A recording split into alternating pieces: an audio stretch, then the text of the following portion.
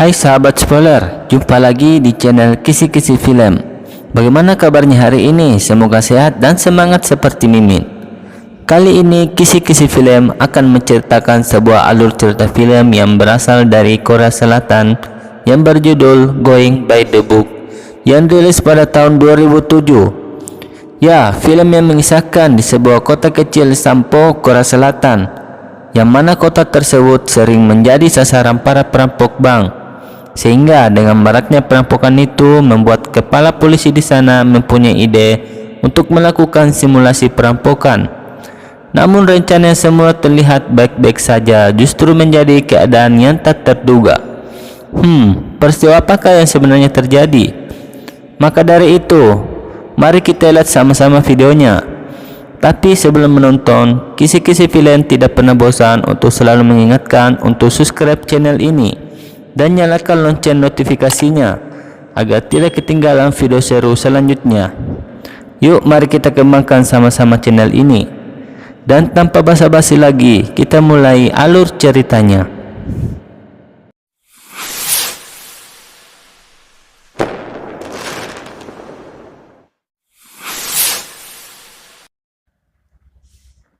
Film dimulai dengan ditampilkan seorang polisi lalu lintas yang bernama Jung Do-man yang sedang memberhentikan semua mobil karena menerobos lampu merah, yang ternyata orang yang mengendarai mobil tersebut adalah kepala polisi yang baru, yang mana ia menerobos lampu merah karena terburu-buru menghadiri acara pelantikannya. Namun karena Jung Do-man adalah polisi yang jujur dan tegas, ia tetap menilang kepala polisinya. Ya, pelanggaran tetaplah pelanggaran, tidak terkecuali siapapun yang melakukannya. Hebat nih Pak polisinya. Dan sesampainya di kantornya, Pak kepala polisi disambut oleh polisi di sana. Namun karena moodnya yang kurang baik, ia pun enggan menghadiri upacara pelantikannya dan langsung menuju ruangannya. Di ruangannya ia memilah barang-barang yang tidak diperlukan. Dan di sana ia memberikan surat tilang yang didapatnya kepada salah satu polisi di sana, yang membuatnya kaget. Dan karena kejadian ini, Do-man pun dimarahi oleh kepala unitnya. Keesokan harinya, kepala polisi mengadakan rapat dengan beberapa polisi di kantornya untuk membahas tindak kejahatan apa yang dialami oleh kota Sampo. Dan dia kaget dengan banyaknya perampokan bank yang terjadi di kota Sampo. Dan dia berpikir keras bagaimana cara untuk menghentikan itu. Dan dia pun mendapatkan ide untuk melakukan simulasi perampokan yang akan membuat perampok berpikir dua kali lagi untuk merampok bank di kota Sampo. Dan tentunya untuk menekan citra polisi yang turun karena maraknya perampokan bank di kota Sampo. Kemudian esok harinya kepala polisi mengadakan jumpa pers untuk memberitahu kepada wartawan bahwa polisi akan mengadakan simulasi perampokan, yang mana simulasi ini tidak mempunyai skenario. Jadi bank yang dijadikan sebagai tempat simulasi perampokan pun tidak diketahui yang mana. Jadi terlihat secara alami sehingga terkesan seperti perampokan sungguhan. Kemudian para polisi di sana berbaris untuk mengambil undian perang apa yang akan diperangkannya saat simulasi perampokan terjadi. Terlihat semua polisi terlihat antusias karena jika simulasi berjalan baik maka mereka akan dipromosikan.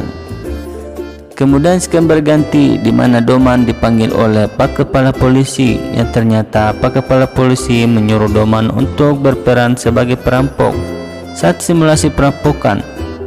Tentu saja Do-man menolak untuk menjadi perampok. Namun apa daya, ini adalah perintah atasannya. Jadi dengan berat hati ia pun menerimanya. Di sana Pak kepala polisi menyemangati Do-man untuk melakukan perannya dengan baik dan terlihat seperti perampokan sungguhan. Singkat cerita, Do-man pun mempersiapkan segalanya untuk membuat perannya terlihat bagus. Dia pun mempelajari cara bagaimana perampok merampok bank. Dia juga belajar dari berita perampokan di koran. Dan dia mengamati situasi bank yang akan dijadikannya sebagai tempat perampokan. Dan tidak lupa, ia juga mempersiapkan fisiknya. Dan perlu diketahui bahwa Do-man dulunya adalah polisi bagian Departemen Penyelidikan. Namun karena suatu masalah, ia pun diturunkan di bagian polisi lalu lintas. Hari-hari dia lalui untuk belajar cara menjadi perampok. Hingga pada suatu hari saat dia sedang kencing di WC kantornya, Doman mendapat pesan dari HP-nya bahwa simulasi perampokan akan dimulai. Dan semua polisi pun mempersiapkan diri untuk memerankan perannya. Jadi semua polisi berpencar di beberapa bank yang ada di kota Sampo. Dan belum diketahui bank mana yang akan menjadi simulasi perampokan. Kemudian scam berpindah di mana ditampilkan suasana di sebuah bank yang mana bank itu sudah ada 3 orang polisi yang siap memerankan perannya. Tak lama kemudian Doman pun muncul dengan gaya nyentrik-nya. Dia pun pergi ke bagian pelayanan bank yang bernama Nona Dahe dan memberikan kode bahwa ia perampok dan meminta uang untuk dimasukkan ke dalam tasnya, sehingga Dahe pun menyalakan alarm bahaya di bawah mejanya. Dan tak lama kemudian salah satu polisi di sana mendatangi Doman.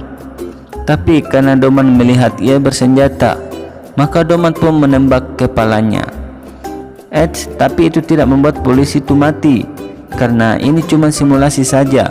Jadi polisi gendut itu cuma pura-pura mati untuk mendalami perannya di simulasi perampokan ini. Kemudian Doman menyuruh mereka untuk berkumpul sambil mengangkat tangan ke atas. Tak lama kemudian polisi pun datang ke bank yang dijadikan simulasi perampokan. Terlihat Pak Kepala Polisi pun sudah ada di sana. Kemudian Pak Kepala Polisi menelpon Doman bahwa tim SWAT akan datang 30 menit lagi, dan dia menyuruh Doman untuk menjalankan perannya dengan baik.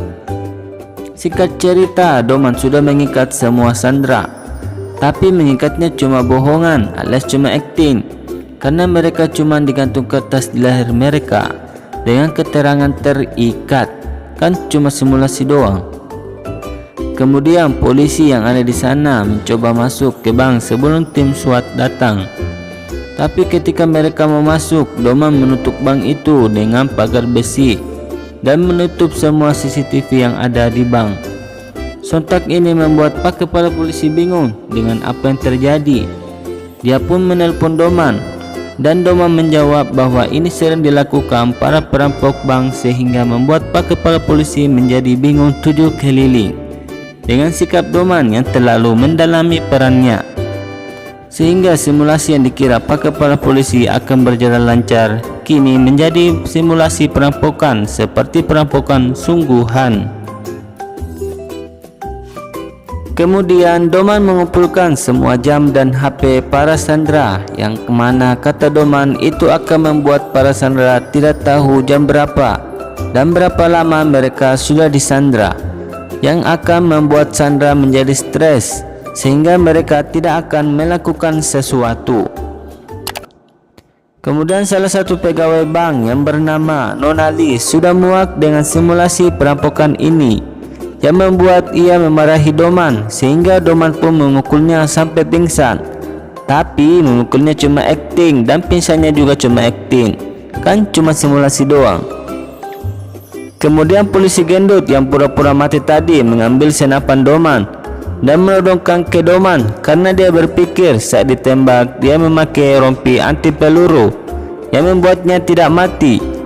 Dan salah satu sandera mengatakan bahwa harusnya dia mati karena ditembak di kepala, dan mereka pun memeriksanya di layar CCTV, dan ternyata memang demikian adanya, sehingga membuat usaha polisi gendut itu jadi sia-sia. Dan tak lama kemudian akhirnya tim SWAT datang dengan negosiator profesionalnya. Tapi itu tidak terlihat baik karena ia sedang sakit tenggorokan yang membuat suaranya menjadi serak dan malah jadi terlihat lucu. Kemudian salah satu polisi di sana yang bernama Hana mencoba berkelahi melawan Doman. Tapi lagi-lagi itu sia-sia karena Doman langsung menembak polisi itu. Tapi lagi-lagi cuma acting ya. Sehingga sudah 2 orang yang meninggal dalam simulasi perampokan ini. Kemudian tim SWAT yang ada di sana mencoba masuk melalui pintu belakang yang terhubung langsung dengan ruangan brankas, sehingga membuat Doman menyuruh manajer bank untuk mematikan sirkulasi udara di ruangan brankas, yang membuat tim SWAT yang ada di sana kehabisan udara. Dan tak lama kemudian Doman pun membuka ruangan brankas itu sehingga tim SWAT bisa keluar. Tapi di sini tim SWAT sudah dinyatakan mati ya sobat spoiler, dan menyuruh tim SWAT untuk keluar dari bank. Sehingga sudah ada 7 orang yang meninggal dalam simulasi perampokan ini. Singkat cerita, waktu berlalu dan hari pun sudah malam. Terlihat di sana lagi-lagi Nona Lee memarahi Doman, sehingga Doman pun menyeret Nona Lee dan memperkosanya. Tapi ini cuma acting lagi ya sobat spoiler. Maaf, tidak seperti keinginan kalian. Hehehe. Tapi tiba-tiba salah satu sandera di sana ada yang ingin melahirkan, sehingga Doman mempersilahkan dia keluar dan berniat ingin melakukan pertukaran sandera. Dan Doman memilih salah satu kameramen wartawan yang ada di luar. Dan kemudian di dalam bank, Doman kemudian diliput oleh kameramen itu dan disiarkan langsung oleh stasiun TV-nya. Dan tim sniper yang di atas gedung mencoba untuk menembak Doman, tapi lagi-lagi itu gagal karena mereka salah target, yang mana membuat korban jiwa bertambah menjadi 8 orang, yang membuat Pak Kepala Polisi menjadi tambah bingung, sehingga ia menyuruh polisi untuk menjemput ibu Doman untuk negosiasi dengan Doman. Tapi itu tidak membuat Doman menyerah dari perampokannya, karena Doman mengatakan ibunya tidak menangis sehingga tidak tampak sungguhan. Dan seandainya ibu Doman menangis, dia bersumpah dia akan menyerah. Meminta ke polisi untuk disiapkan bus pada jam 10:35 di depan bank, dan menyuruh untuk mengamankan jalan menuju pelabuhan Sampo dan menyiapkan kapal kecil di sana. Dan jika tidak terpenuhi, maka dia akan membunuh para sandera tiap 10 menit. Tapi karena polisi tidak memenuhi keinginannya, Doman kemudian membunuh kameramen itu dan memecahkan kaca bank sambil berteriak dia akan membunuh sandera lagi jika bus itu tidak datang. Dan karena kejadian ini, Pak Kepala Polisi pun menyuruh anak buahnya untuk mencari bus. Dan singkat cerita, bus itu pun datang, dan saat itu terjadi hujan, dan mereka pun keluar dari ban sambil menari dengan menggunakan payung, yang membuat para sniper tidak tahu di mana Doman berada. Dan akhirnya mereka sama berhasil naik ke bus itu dan pergi meninggalkan bank itu. Dan tentu saja para polisi mengikuti bus itu dari belakang. Kemudian bus itu pun menuju ke pelabuhan Sampo. Tapi pada saat sampai di sana, ternyata Doman tidak ada dalam bus itu, yang mana ternyata ia bersembunyi di bank bersama Nona Dahe yang dijadikan sandera, yang membuat Pak Kepala Polisi menjadi lebih sangat pusing dibuatnya. Dan di dalam bank itu tidak sengaja Doman menemukan suatu cek yang mencurigakan, dan dia pun mengambilnya. Tak lama kemudian Doman dan Dahe pun keluar dari bank menggunakan mobil manajer untuk kabur. Tapi akhirnya itu diketahui oleh polisi lalu lintas yang sedang bertugas dan melaporkannya ke Pak Kepala Polisi, yang membuat Doman akhirnya dikejar oleh polisi. Dan di sana ia menemui jalan buntu. Ia pun keluar dari mobil dengan Dahe yang dijadikan sebagai sandera. Dan karena sudah terpojok, akhirnya Doman menembak Dahe dan ia pun bunuh diri. Tapi ini coba nembak bohongannya sobat spoiler, kan cuma simulasi perampokan. Dan dengan bunuh dirinya Doman, akhirnya simulasi perampokan pun selesai. Ya, simulasi perampokan yang direncanakan akan berjalan lancar dan baik akhirnya menjadi seperti sungguhan dikarenakan Doman yang terlalu mendalami perannya dan membuat Pak Kepala Polisi bingung dan gila dibuatnya. Kemudian scam berpindah di mana Doman memberikan cek yang ia temukan di bank tadi kepada Pak Kepala Polisi, yang ternyata itu adalah cek suap yang diterima oleh Wali Kota Sampo, sehingga membuat Wali Kota Sampo ditangkap. Dan singkat cerita, Doman pergi ke bank yang dijadikan simulasi perampokan tadi. Di sana mereka bertemu lagi dengan para sandera dan saling sapa. Tapi tak lama kemudian muncul kawanan perampok yang mau merampok bank itu. Tapi karena mereka sudah melakukan simulasi perampokan, jadi mereka terlihat biasa saja, malah tidak takut. Dan akhirnya film ditutup dengan Doman menghajar para perampok itu, dan film pun tamat. Dan berakhirlah alur cerita film Going by the Book.